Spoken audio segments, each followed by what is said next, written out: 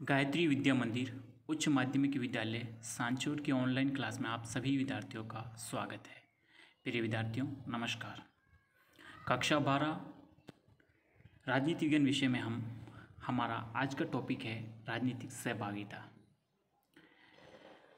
हमने पिछले दिनों से राजनीतिक सामाजिकरण, राजनीतिक संस्कृति और आज हमारा टॉपिक है राजनीतिक सहभागिता, जो मुख्य तौर से हमारी राजनीति की अवधारणा है।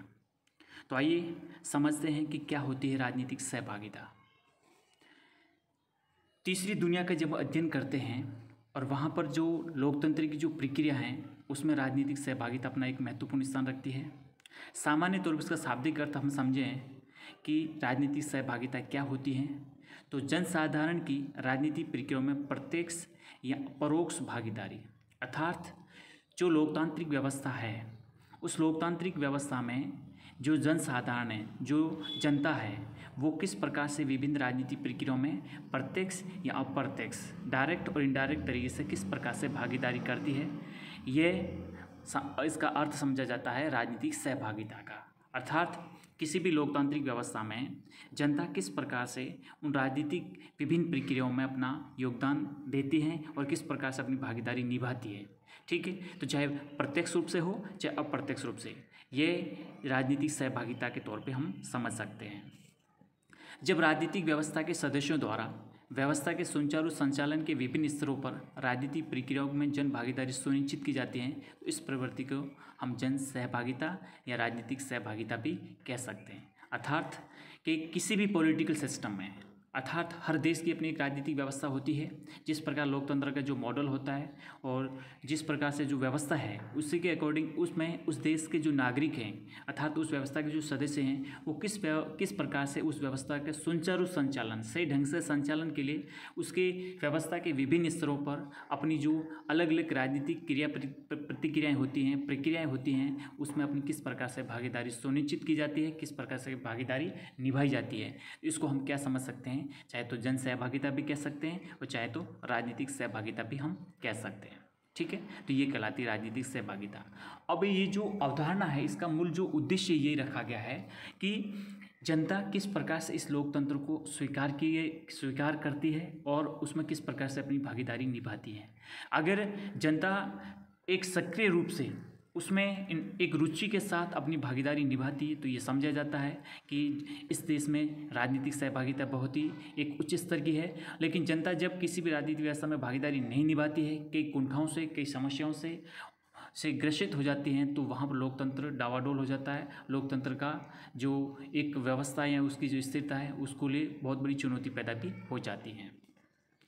अगर हम बात करें कि राजनीतिक सहभागिता या प्रत्यक्ष प्रजातंत्र के लिए अगर कुछ दुनिया में माना जाता है, तो आपको पता होगा कि दुनिया का एकमात्र उदाहरण है जिस देश में प्रत्यक्ष लोकतंत्र का स्वरूप पाया जाता है, अर्थात जनता स्वयं उसमें शासन कार्यों में और किसी प्रकार कानून प्रक्रिया में, किसी कानून को बदलने में अपनी जनता की स्वयं की जो भूमिका होती है, तो उसमें हम किसका नाम ले सकते हैं, स्विट्ज़रलैंड दुनिया का एकमात्र ऐसा देश है जहाँ पर सबसे ज़्यादा मतलब जो प्रत्यक्ष प्रजातंत्र के जो उदाहरण होते हैं या प्रत्यक्ष प्रजातंत्र का जो स्वरूप होता है वो वहाँ पाया जाता है। अर्थात कह सकते हैं कि वहाँ राजनीतिक सहभागिता बड़ी और भी मतलब तीव्रता और अच्छे ढंग से वहाँ निभाई जाती है। अब देखो, मैंने आपको प्रजातंत्र के बारे में हम पिछली कक्षा में पढ़ के आए।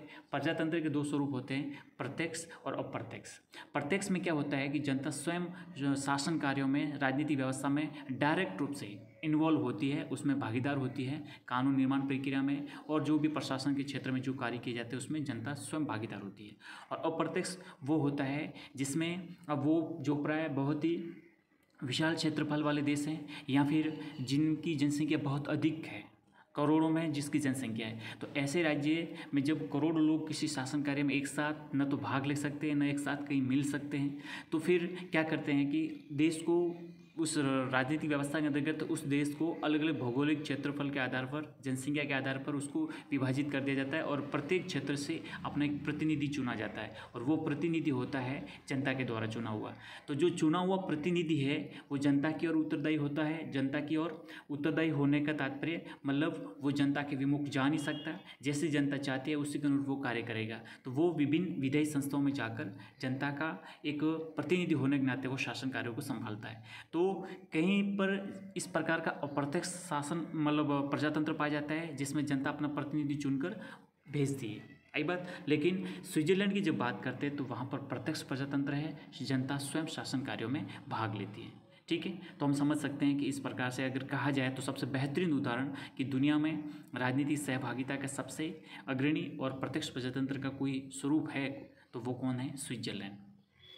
अब वहाँ पर क्या है, जनता अपने चुने हुए प्रतिनिधियों को वापस बुलाने का भी अधिकार रखती है कि अगर जिसको भी प्रतिनिधि रिप्रेजेंटेटिव जो चुना है, अगर वो जनता के हितों के अनुकूल काम नहीं कर रहा है, अपना स्वार्थ देख रहा है, भ्रष्टाचार में लिप्त है या फिर बिल्कुल जनता के प्रति उत्तरदायी नहीं है, तो वहाँ पर ये वहाँ के स्विट्जरलैंड की जनता को ये अधिकार है कि जो प्रतिनिधि भेजा है आपने उसको वापस राइट टू रिकॉल, वापस बुलाने का अधिकार उनके पास है कि आप हमारी जनता के हितों के अनुरूप काम नहीं कर पाए, आप वापस आ जाइए। उसकी जगह फिर किसी दूसरे को चुनकर भेजा जाता है। तो ये आजकल विश्व के हर एक देश में ये मांग उठ रही है कि हमारे जो प्रतिनिधि हैं 5 साल के लिए चुने जाते हैं, जब चुनाव आता है तो बिल्कुल जनता के लिए सुख दुख के भागीदार होने के बड़े बड़े दावे करते हैं, लेकिन जो चुनाव खत्म हो जाते हैं तो आने वाले 4 साढ़े 4 साल तक बिल्कुल जनता की सूध भी नहीं लेते हैं, जनता के मतलब कभी मुंह तक नहीं दिखाते। तो ऐसा क्यों ना हो हमारे यहाँ पर भी कि अगर जनता के हितों के अनुकूल काम नहीं करें और अपने स्वार्थ सिद्ध में जो प्रतिनिधि काम कर रहे हैं तो ऐसों को वापस बुलाने का अधिकार हमारे पास भी होना चाहिए। तो ये एक सक्रिय और जागरूक और डेमोक्रेसी में एक नवीनतम तीसरी दुनिया के देशों में भी एक प्रकार के एक आंदोलन के रूप में आगे बढ़ रहा है कि राइट टू रिकॉल हमारे पास भी होना चाहिए। ठीक है, फिर दूसरा देखते हैं वहाँ स्विट्जरलैंड में कि वहाँ की जनता को जनमत संग्रह के द्वारा जन सहमति से देश के कानूनों में भी परिवर्तन कर सकती है, अर्थात वहाँ पब्लिक ओपिनियन होता है। मतलब जनता किसी भी कानून को अगर बदलना है तो अगर जनता कहती है तो ही बदल सकती हैं, जनता की प्राथमिकता पहले है। स्विट्जरलैंड के नागरिक कहते हैं कि हाँ इस कानून को बदलाव कीजिए, और जब पूरे स्विट्जरलैंड से विभिन्न कैंटनों से जब ये प्रस्ताव पारित होकर वहाँ की जो विधायी संस्थाएं वहाँ तक पहुँचा दिया जाता है कि इस पर्टिकुलर लॉ में इस प्रकार का संशोधन कीजिए या इसको बदल दीजिए, तो बिल्कुल वहाँ करना ही पड़ता है, वह जनमत का वो निराधार नहीं कर सकते। ठीक है, तो ये सबसे बड़ी बात है। ऐसे में अधिकार जब जनता के पास हो तो राजनीति प्रेम चुने हुए प्रतिनिधि अपने निर्वाचकों की अनदेखी भी नहीं कर सकते। मतलब जब इस प्रकार राइट टू रिकॉल मतलब वापस बुलाने का अधिकार है, या फिर यूँ कहेंगे कि जनता वो अपनी जनमत संग्रह के द्वारा इस प्रकार के जब कानून में परिवर्तन कर सकती है, तो ये सब अधिकार अगर जनता के पास हैं तो समझा जा सकता है कि वो जो चुने हुए प्रतिनिधि हैं वो कभी भी अपनी जनता का, अपने जो निर्वाचक हैं उनका कभी भी अनदेखी नहीं कर सकते, उनका निरादर नहीं कर सकते, उनकी अवहेलना नहीं कर सकते। जैसा वो चाहेंगे उसी के अनुरूप बड़े जोश उत्साह और ईमानदारी के साथ काम करते हैं। ठीक है, तो और दूसरा ये भी है कि वे हमेशा के लिए जनता के प्रति उत्तरदायी भी बने रहते हैं, क्योंकि उनको पता है कि उत्तरदायी ढंग से काम नहीं किया तो जनता हमें वापस कभी भी बुला सकती है।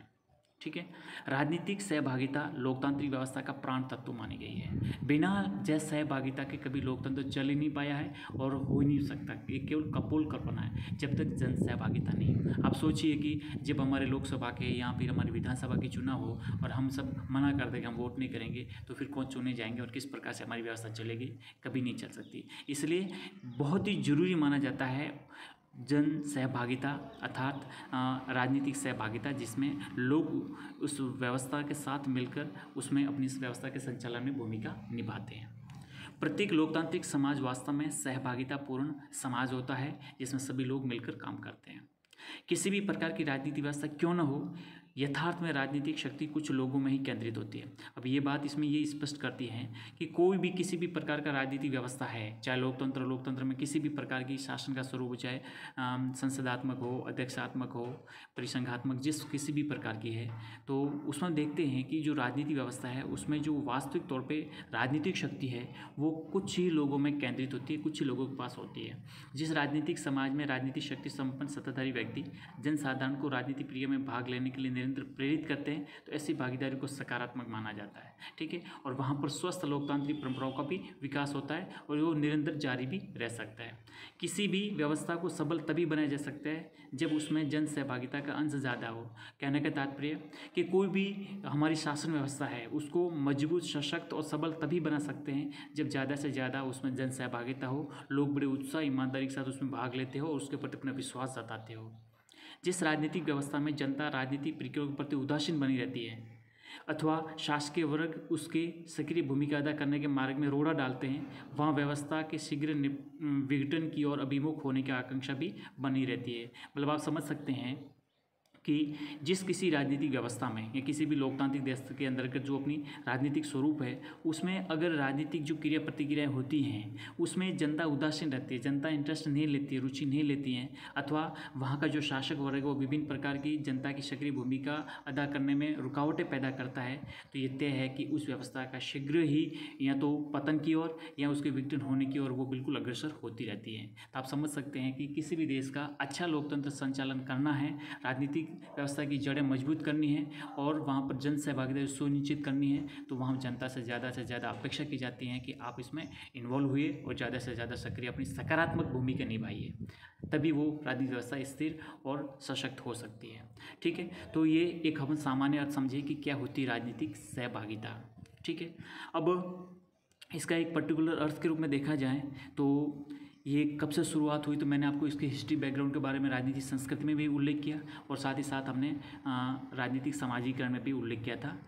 अब इसका भी वही डिटेल है, मतलब वही उसका स्वरूप है कि तीसरी दुनिया के देशों में किस प्रकार से लोकतंत्र अपना मजबूत सशक्त के माध्यम से वहाँ पर स्थायी होता जा रहा है, किस प्रकार से उसके सामने अलग अलग चुनौतियाँ आ रही हैं। ठीक है, तो यह जो व्यवहारवादी थे हमारे, जैसे डेविड स्टन है, रॉबर्ट डेल है, कैटरीन रोसवेल है, ये जो लोग हैं, ये जो विद्वान हैं, इन लोगों ने ही मतलब यूँ कहें कि व्यवहारवादियों ने ही राजनीतिक सहभागिता का सूत्रपात किया। ठीक है, यद्यपि इस अवधारणा का प्रारंभिक संदर्भ हमें रूसो तथा गणतंत्रवादियों के लेखों में प्राप्त होता है। ठीक है, कहीं ना कहीं इसके मतलब छोटा मोटा उदाहरण दिखाई देता है, लेकिन यूँ कहें कि विशेषकर व्यवहारवादी क्रांति के बाद ही राजनीतिक सहभागिता के संबंध में काफ़ी उस पर मतलब विशेष क्षेत्र में प्रगति हुई। मतलब यूँ कह सकते हैं कि राजनीतिक व्यवस्था के विभिन्न स्तरों पर नागरिकों की जो संपूर्ण भागीदारी है, उसमें राजनीतिक सहभागिता एक व्यवस्था में राजनीतिक विकास को त्वरित करती है। ये व्यवस्था को आधुनिक उदार बनाने में महत्वपूर्ण भूमिका अदा करती हैं और इसको अलग अलग जो विद्वान हैं उन्होंने जो उल्लेखित किया है अपने विचारों से, अपनी परिभाषा से, तो उसमें हम देखते हैं मैक्लोस्की की, उसमें उन्होंने ये स्पष्ट किया है कि यह उन स्वैच्छिक क्रियाओं और प्रतिक्रियाओं से संबंधित है जिसमें नागरिक या जनता भाग लेती है।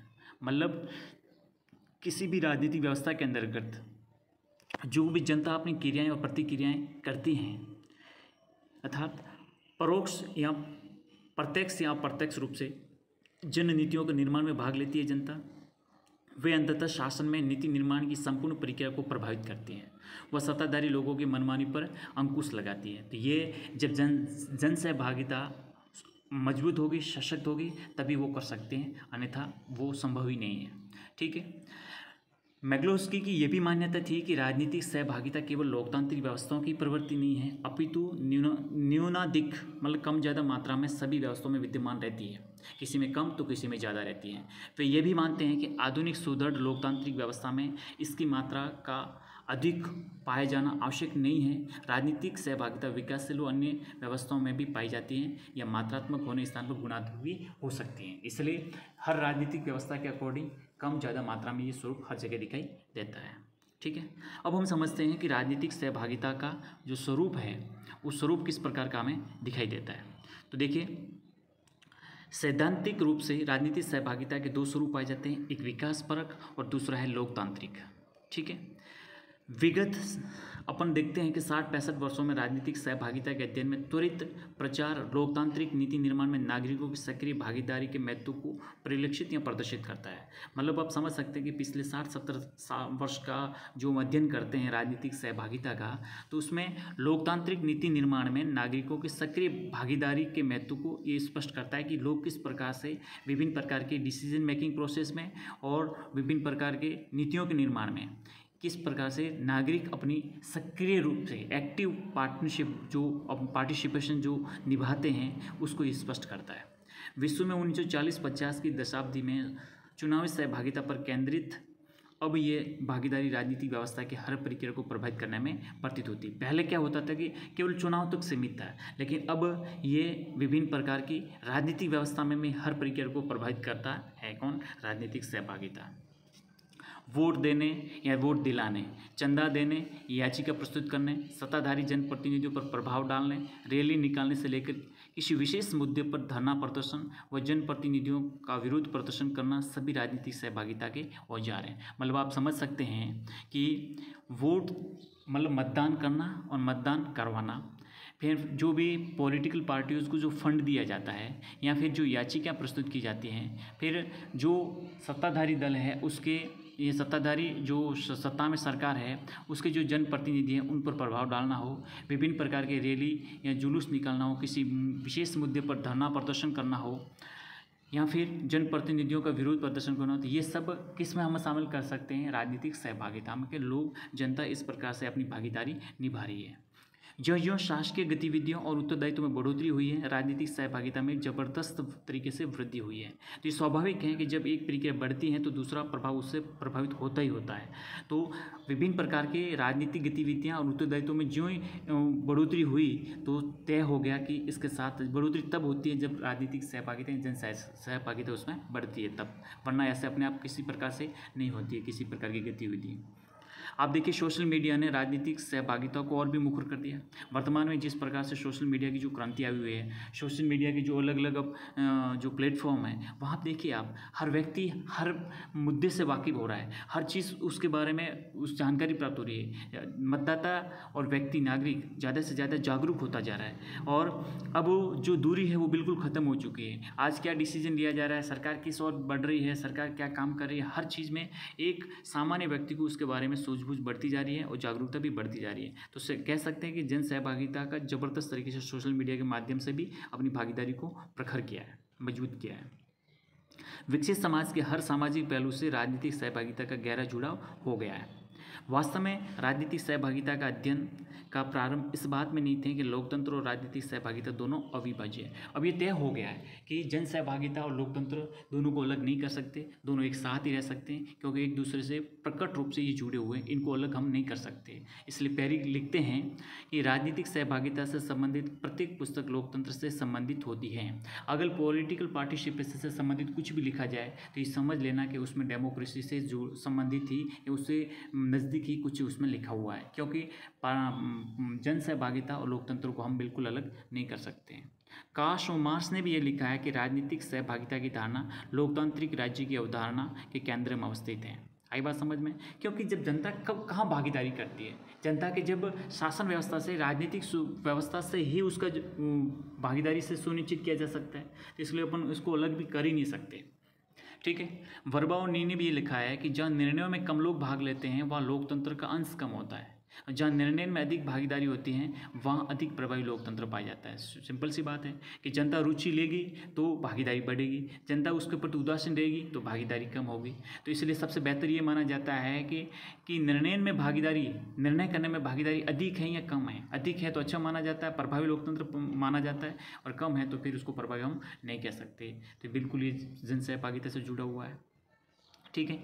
प्रजातांत्रिक निर्णय में नागरिकों की भागीदारी लोकतंत्र का एक अपरिहार्य शर्त है, ये स्पष्ट हम कर चुके हैं। और इस विचार के जो सूत्रपात है वो पेरिक्लीस ने लगभग आज से यूँ कहें कि 430 BC बिफोर क्राइस्ट, इसको हिंदी में ईसा पूर्व कह सकते हैं, कि अपने अंतिम भाषण में कर दिया था। वो कहते थे कि लोकतंत्र की निराली विशेषता उसके नागरिकों उपरांत भूमिका में नहीं थे। मतलब लोकतंत्र अगर सफल है या नहीं है ये तय करना हो तो आप उस देश की जन सहभागिता को देख लो। अगर जन सहभागिता ज़बरदस्त तरीके से है तो लोकतंत्र पर किसी प्रकार की आंच नहीं आ सकती है, और अगर जन सहभागिता वीक है, कमज़ोर है, तो वहाँ पर हम लोकतंत्र की कल्पना कर ही नहीं सकते, क्योंकि लोकतंत्र के लिए वो खतरा है। इसलिए बेहतर भागीदारी, बेहतर लोकतंत्र पाया जाता है। बेंजामिन बार्बर भी यही कहते हैं कि उनका जो व्यक्तिगत विचार था वो कहते थे कि सशक्त सहभागी लोकतंत्र ही सबसे व्यवस्थित रहता है, और सशक्त सहभागी लोकतंत्र कमज़ोर उदार लोकतंत्र की तुलना में बेहतर विकल्प है। उन्होंने अपनी पुस्तक लिखी थी, यहाँ उसमें अपने विचार प्रकट किया था, थीन डेमोक्रेसीज पॉलिटिकल्स एज झूकीपिंग जैसे शब्दावली का प्रयोग करते हुए कहा कि ऐसे लोकतंत्र में व्यापक रूप से निजी भाव हावी रहता है। बेंजामिन ने एक मजबूत लोकतंत्र की आवश्यकता पर बल देते हुए कहा कि ऐसे लोकतंत्र के लिए आवश्यक है कि प्रतिद्वंदी नागरिक समूह बिना किसी मध्यस्थ से स्वशासन में भाग लें, जिससे प्रत्येक व्यक्ति का दूसरे व्यक्ति से सीधा संपर्क हो। इस संबंध में किसी मध्यस्थ या विशेष बिचौलिए की आवश्यकता नहीं होनी चाहिए। ठीक है, तो वो कह सकते हैं कि इन्होंने भी इस प्रकार से लोकतंत्र के स्वरूप में भागीदारी को सुनिश्चित करते हैं।